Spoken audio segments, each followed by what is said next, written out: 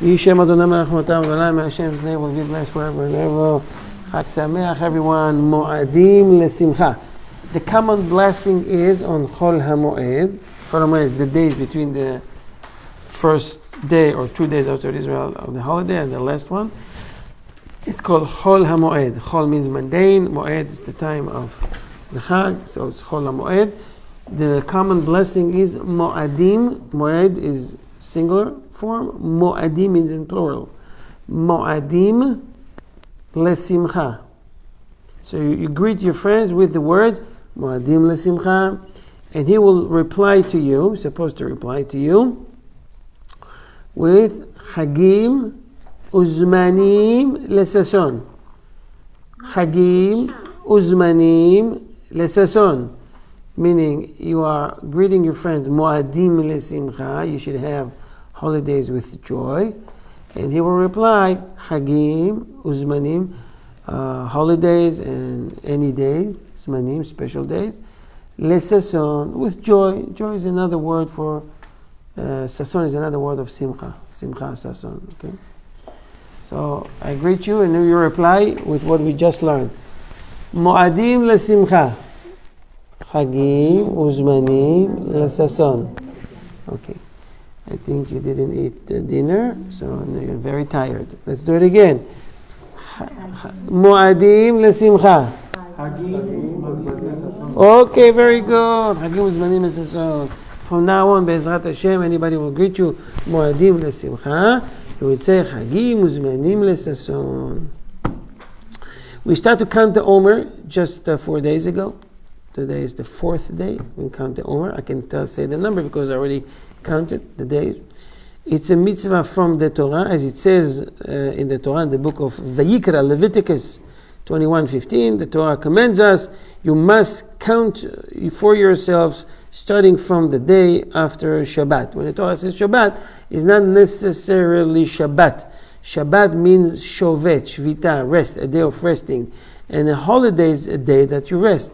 Even you see during Tefillah, we're saying on Shabbat, Mizmor shir leyom HaShabbat, tov lehodot l'Adonai, zamer l'shimcha elyon, le'agid b'boker chasdecha. Right?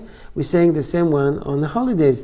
Mizmor shir leyom HaShabbat, tov lehodot l'Adonai, zamer l'shimcha elyon. Why are you saying that? And if it is because it's a day, such a Shabbat, it's a day that you are shovet. You are resting. It's a day of resting. Okay? Why I'm saying that, we need to put some dagesh to emphasize that point. Why? Because the Karaim, or those who believe only in the Torah, not in the oral Torah, only in the written Torah, they will count after Shabbat, not after the holiday. What does that mean? When we have a holiday, the very next night we're counting for the Omer. Very good. So the first night we celebrate. The very next night, in Israel they do Havdalah, they count for the Omer.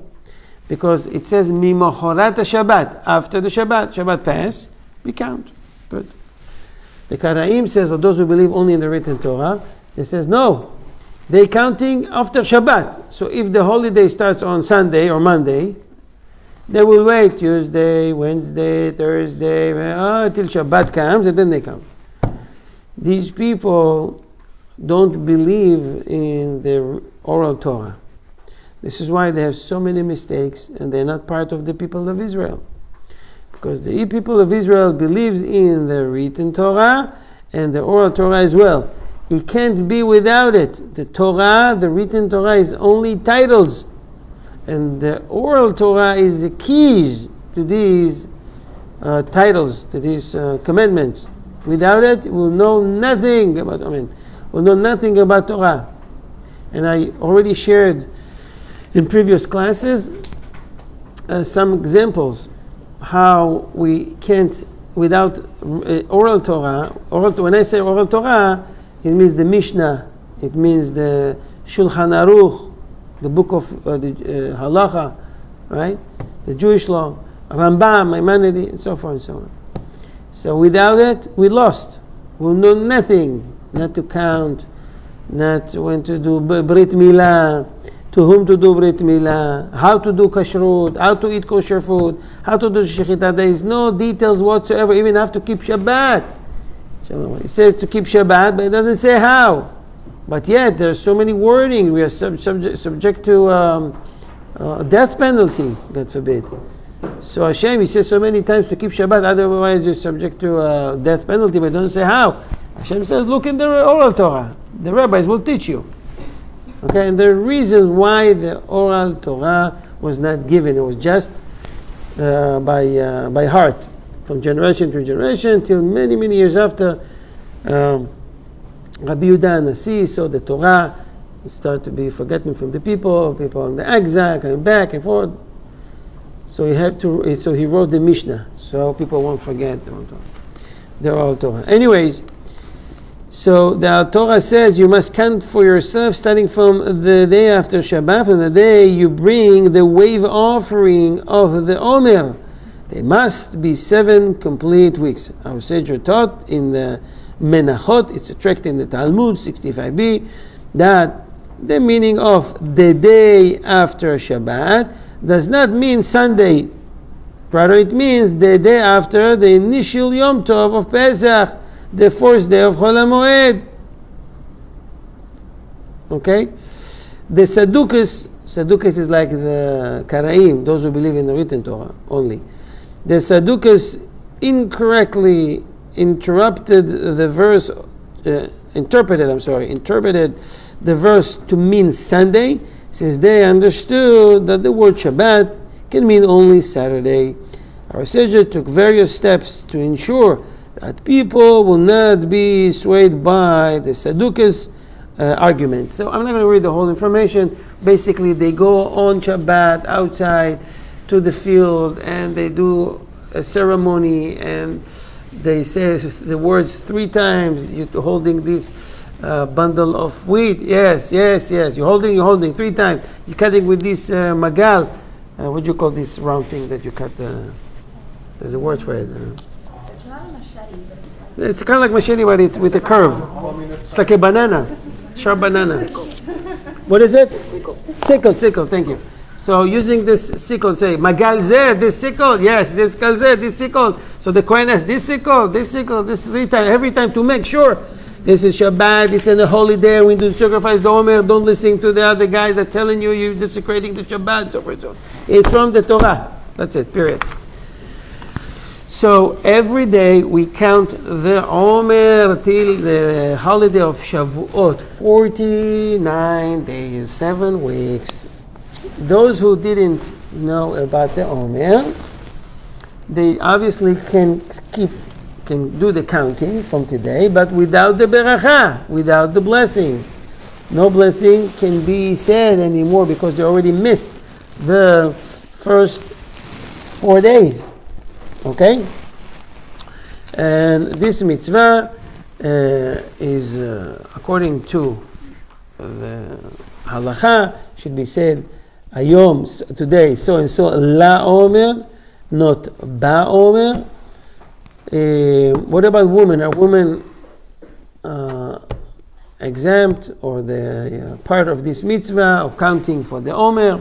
The women are exempt from the mitzvah of counting the days of the Omer, since it is a mitzvah that applies on particular dates.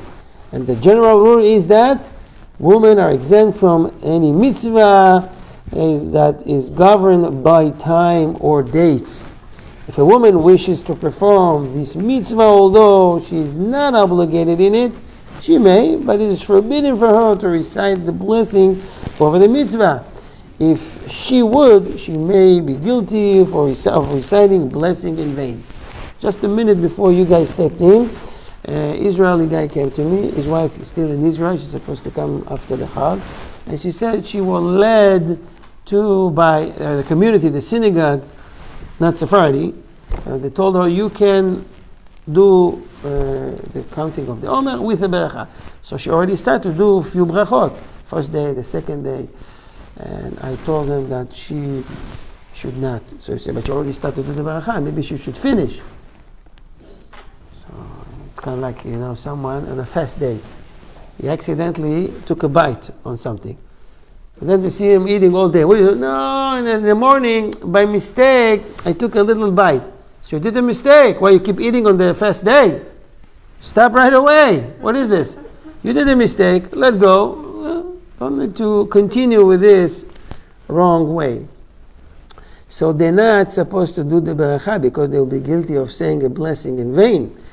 You're not just saying a blessing. If you don't know the blessing, it's better don't say anything. Because in the blessing you mention Hashem's name.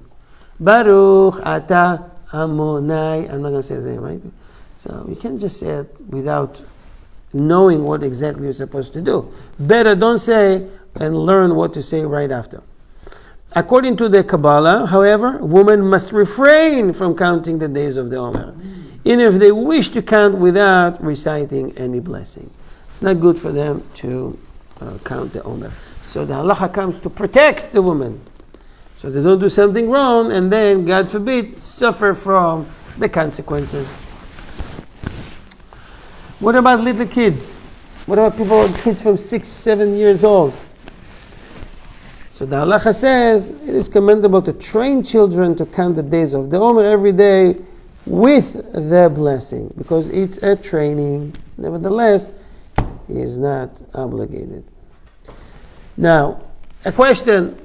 Someone says, Rabbi, if an adult count the Omer and he misses during the night, he missed during the day, he didn't count, he can count without the blessing anymore. He can always compensate for it during the day. In the morning, you say, I forgot to count last night. You count, Ayom, today is the 4th day for the Omer. Fine. And in the night, the evening after, you can count with a blessing. Baruch, Ata, so forth and so on. But if you forgot, in the night and during the day, from now on, you count, no bracha. You missed the bracha. It's a great mitzvah, you missed it. You just count. From that point on, till the end. Finished. So someone asked, Rabbi, I have a question. I trained my child, he's 6 years old, he did bracha in the morning and in the evening like everybody else in the shul. We together forgot. I forgot and he forgot. Not in the evening one night and not in the morning. So should he continue with the bracha or he should stop bracha like me? Allah says he can continue with bracha, the child. Why? Because for him, it's just for the sake of training.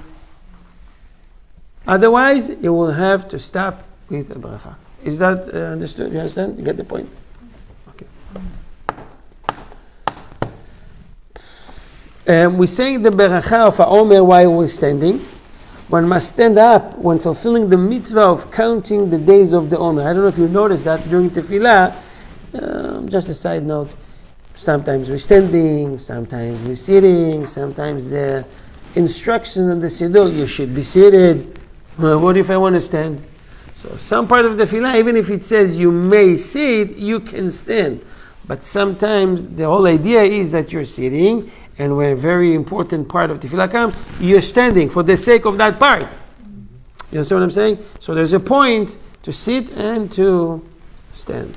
In this case, one must stand up when fulfilling the mitzvah of counting the days of the Omer. Our sages derive this from the verse in Devarim, Deuteronomy 16:9, quote, when the sixth begins to cut down, the standing grain you shall begin to count 7 weeks. Anyways, it says in the Torah something, Bekama, we learn from that one must stand. Okay, I'm going to skip all the... I'm going to ask another question now.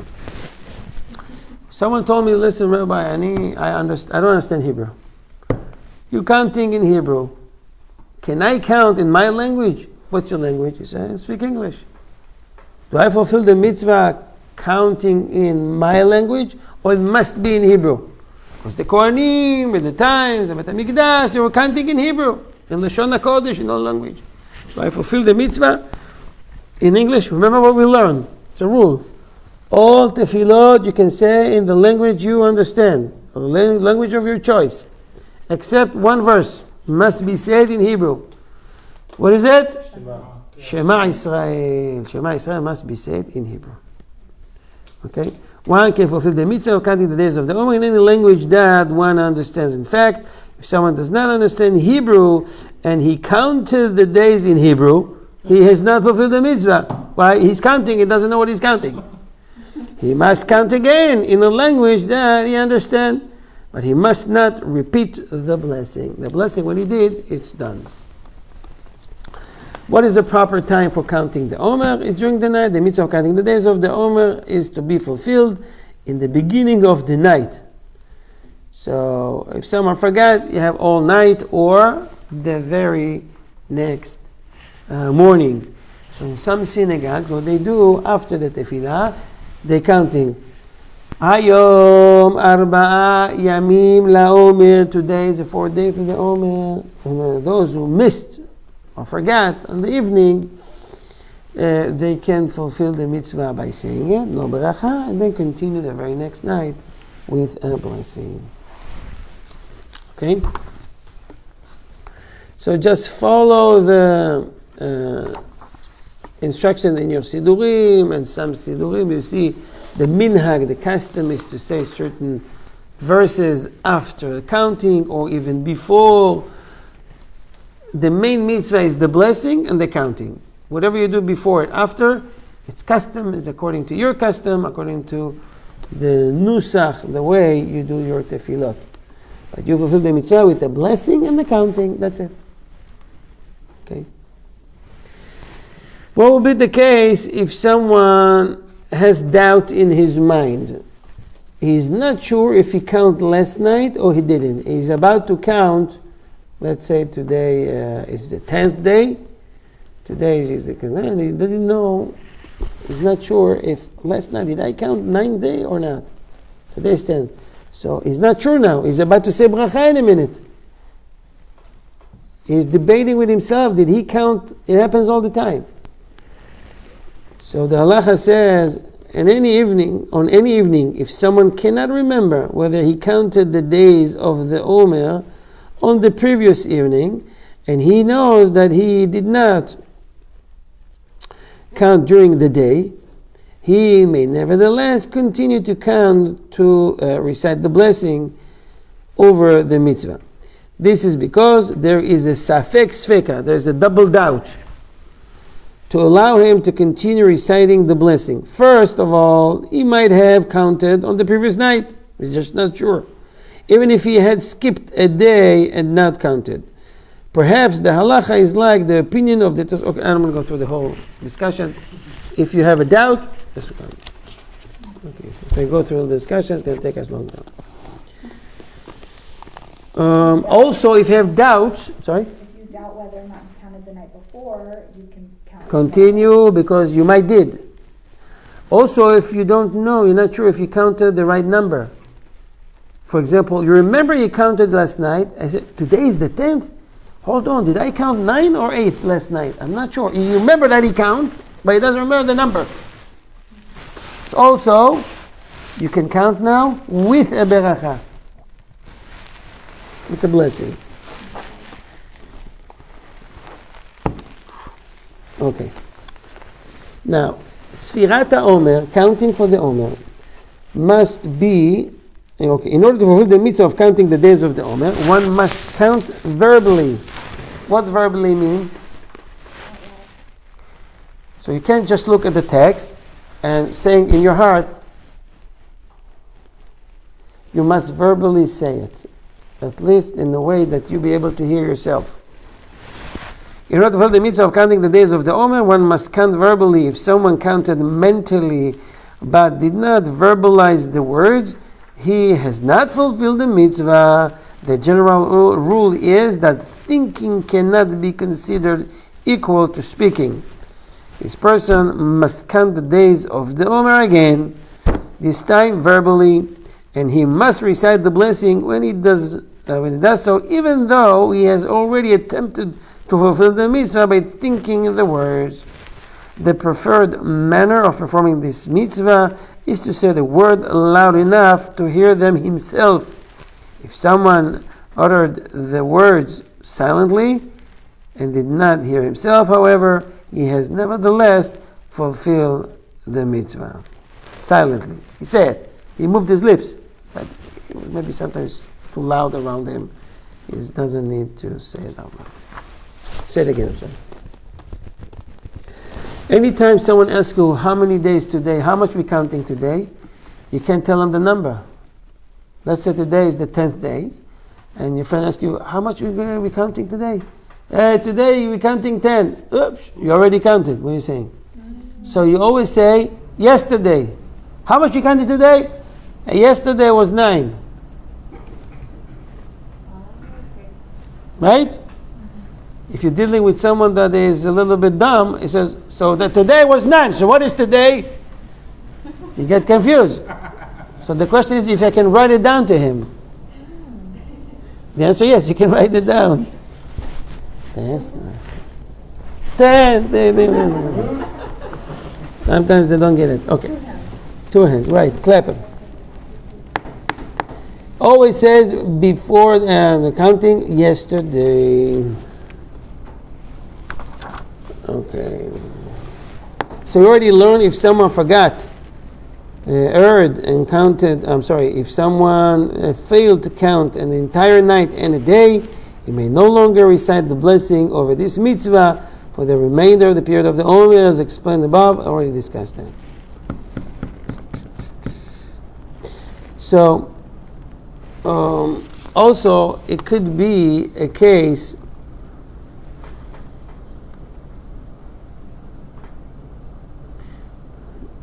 if someone counted just the days without the weeks, because we're saying, for example, today is 21 days to the Omer, that is 3 weeks.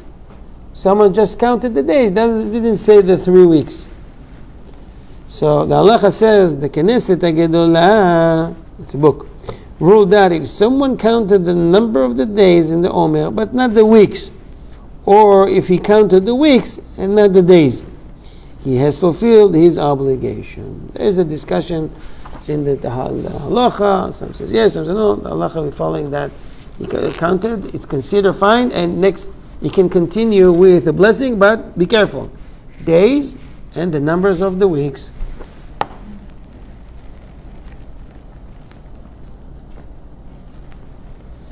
Okay. Questions? This is really... The previous point, you said that if someone forgot to the night before and did not make it up, they can no longer count. Okay, that's it. You can count without the bracha. Oh. You must count without the bracha. It's always better to sit by someone or be next to someone in the synagogue that said the bracha. You reply with amen, and it will be considered as if you said the bracha, so you won't miss the bracha. Okay, so now this is it for the Omer, and the next, what do you have, 10 minutes, I'm going to start to learn about the laws of Yom Tov. It's the very end of the Omer. We have a Yom Tov, the Yom Tov called, what is it called? What's the name of the holiday? Shavuot. Shavuot in Hebrew means, Shavua is a week, Shavuot is weeks. So the weeks after counting the Omer, 7 weeks. It's called Shavuot. In Israel we celebrate it 1 day. Outside of Israel, 2 days. They call it Chag HaMayim. היה לכם הפגזות של מים? It's a day that everybody throwing on each other water and plastic water, bucket full of water. It's a holiday. You know, it's crazy. I mean, because the Torah compared to water and everybody with each other, we're waiting for. So when I was a child, it was a crazy thing. To the degree that someone thought this is a mitzvah from the Torah to do that. Someone asked me, you have also a new custom. Yeah, man, I also do the water thingy and the fight with the... I said, what fight? It's a custom among the children.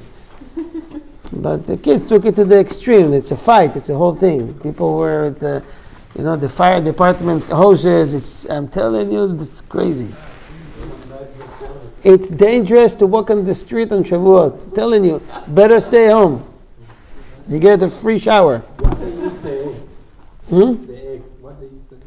think he means I don't know. You're talking about balloon? Eggs? Where I'm from, sometimes you walk in the street, you can get a bag of like water thrown at you, and sometimes you can get an egg from the roof. Where he lives, they're more strict, they're more mahmir. They're eating eggs. That's the minhag. Okay. So, okay. I could have skipped that. Before the holiday, we have customs during the 7 weeks. I forgot to discuss that with you. You know, it's a day that we mourn. Why we mourn? Everybody are very upset these days because the students of Rabbi Akiva, 24,000 of them died. And it was crazy burial. Imagine to yourself, remember Rabbi Chaim Kanievsky? Like 1 million people plus came to the funeral. These students were higher level than Rabbi Chaim Kanievsky, much higher. Imagine the loss. And 24,000, not 24 students. It means around 33 days, period of 33 days, they were burying the dead. It's around average of 700 funerals every day of a great tzaddikim. So we mourn, people don't shave, don't take a haircut, and are married. The universal custom of all Sephardic communities worldwide is to refrain from wedding during the period of the Omer until the 34th day, since the 24,000 disciples of Rabbi Akiva were killed in a terrible plague during this time of the year. They died from askara. Askara is a horrible sickness that hurts the lungs, and people suffocating, and there's no way can be saved. It's a horrible thing that happened at the time. And customs in the communities to refrain from listening to music and wedding and stuff like that. In a very special case, someone needs to do a wedding, we consult with the rabbi what to do.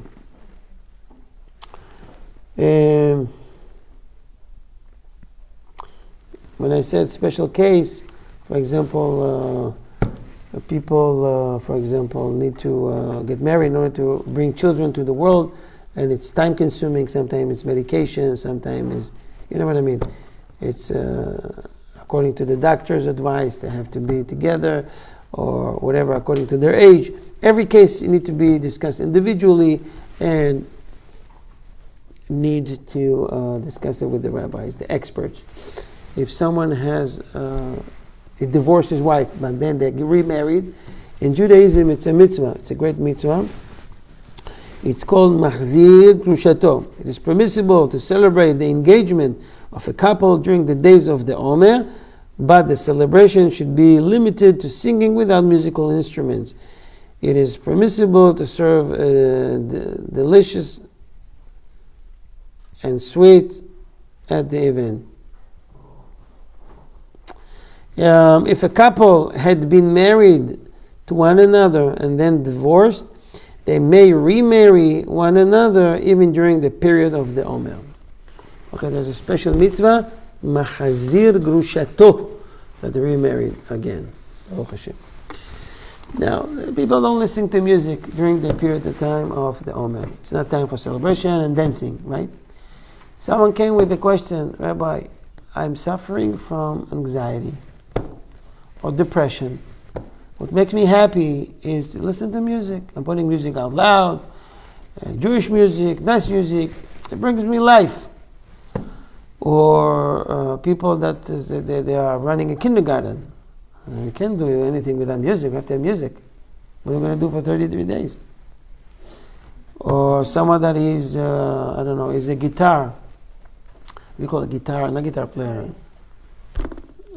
Someone that plays guitar in a band, and the whole band is musician, the whole band are non-Jews.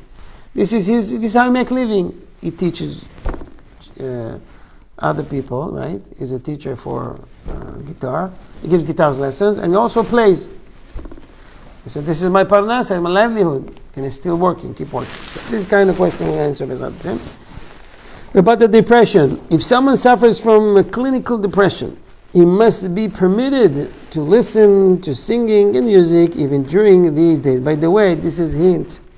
Those who suffer from anxiety, Jewish music brings the neshama back to life. It will heal the neshama. I'm not talking about Michael Jackson and all that. I'm talking about songs with Jews, stuff like that. Okay? If someone suffers from clinical depression, okay. Likewise, if a woman is alone at the home, and then the loneliness bears down heavily upon her, she may be permitted to listen to music to lift her spirit. This must be decided on an individual basis. So we can learn from that during the year. You feel a little bit down. Music, bring it back. A nursery or kindergarten that regularly uses music as part of its activities may continue to do so even during the period of the Omer, if it would be difficult to handle the classes without it. A professional musician who performs for non-Jewish audiences may continue his work during the period of the Omer as well. It is forbidden, however, for him to play for a Jewish audience, even if they are not Torah-observant Jews. If he will play, he will be causing them to sin by listening to music during the time that it is forbidden. Someone who teaches students to play musical instruments and is liable to incur a loss of his, if he refuses to teach during the period of the Omer, they continue to teach as usual. So you see, the halacha is really lenient here and helping out those in need. You know the bracha of Shehecheyanu? Who familiar the bracha of Shehecheyanu? 2 minutes. Huh? What's Shehecheyanu? We're saying blessing when we get something new. When I buy a new suit, new shirt, new shoes, new car, new home, whatever. Now, what about during the Sefirat? Because the nusach, the wording in Shehecheyanu, saying Shehecheyanu, V'kiyemanu, V'gianu, Lazman Hazeh. Thank you, Hashem, for brought us such a great time. It's not a great time. It's a time of mourning. So what do? It is permissible to recite the blessing of Shehecheyanu over the new fruit during the days of the Omer.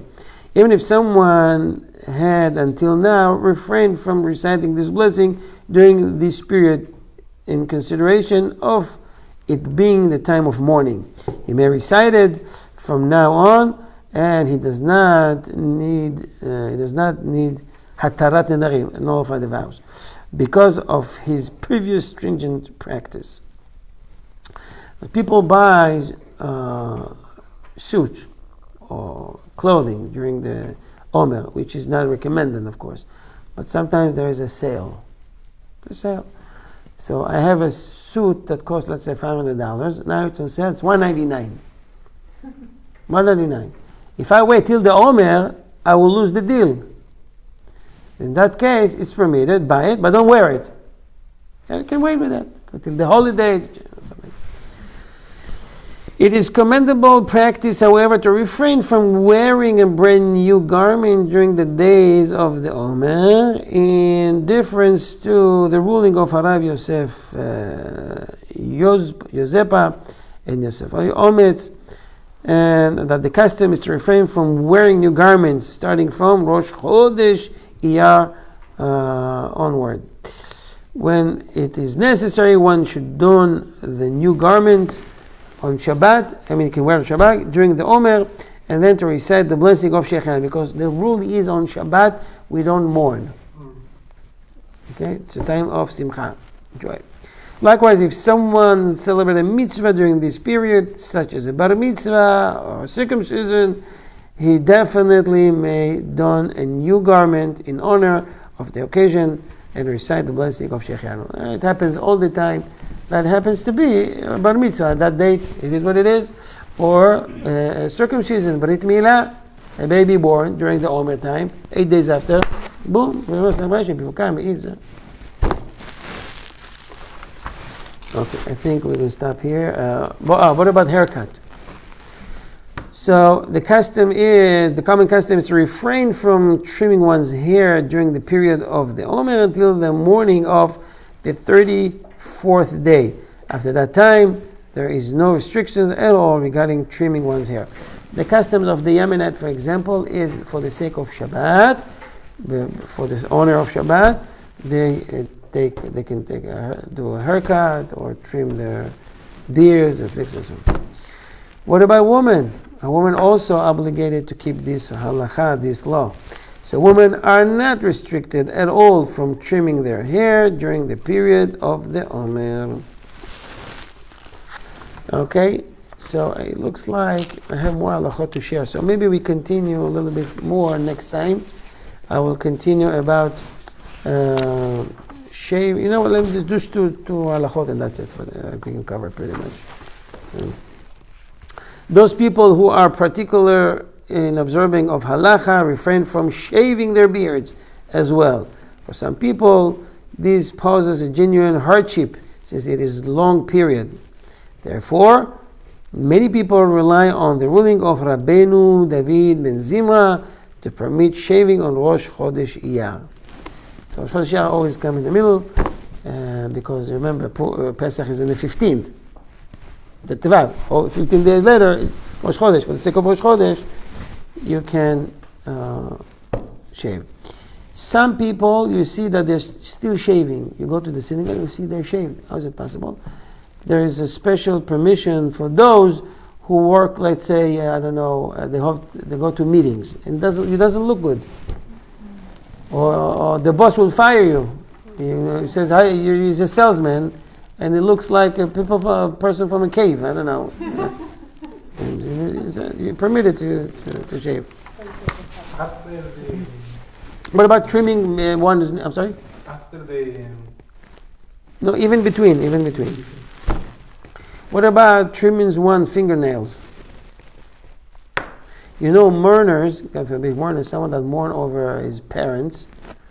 So I have to keep 30 days, not shaving, no excuses, no shaving, no hair, nothing. We're more strict because this is your relative. It's not like this is custom for the sake of 24,000 students. But even though they're not related to us, it's still a great loss. But you're not allowed to trim your fingernails when you mourn for a family member. Here, during the Sefirat, the counting of the Omer, is permissible. It's permissible to trim one's fingernails or toenails during the period of the Omer. I think we're done with that. Next time, we will do, Be'ezrat Hashem, more about the holiday. We'll talk about Lag BaOmer and what's the custom and so forth and so on. Any questions? So women can cut their hair? Yes. Okay. Any more questions? On behalf of, yes. One more. One more, sure. What about shaving for women? Same, permitted.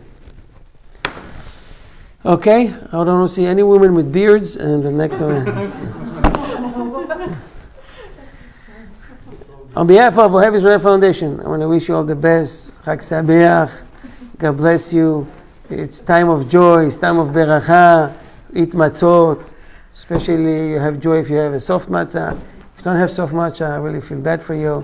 But it is what it is. Prepare yourself before the Chag. Chag Sameach. מועדים לשמחה. חגים מוזמנים לששון. Thank you, everybody.